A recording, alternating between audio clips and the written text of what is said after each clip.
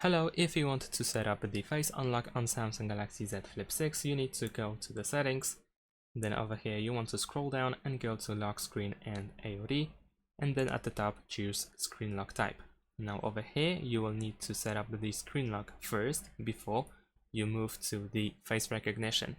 So you need to either use the pin code, password and pattern. You cannot use swipe or none. You need to have an additional form of the screen lock.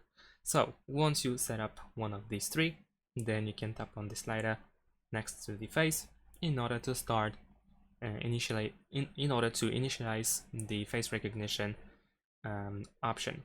So we need to press continue. We will open the front camera and we need to aim it towards our face in order to scan our face. So let me quickly do that. If you are wearing glasses, then of course you will be suggested to remove them as well.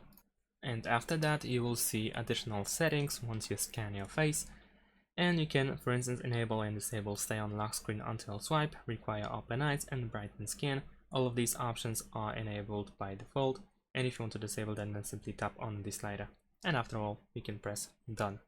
So that's pretty much it. This is all you need to do in order to set up the face unlock feature. Thanks for watching, leave a like and subscribe to my channel, and see you in my next videos. Bye!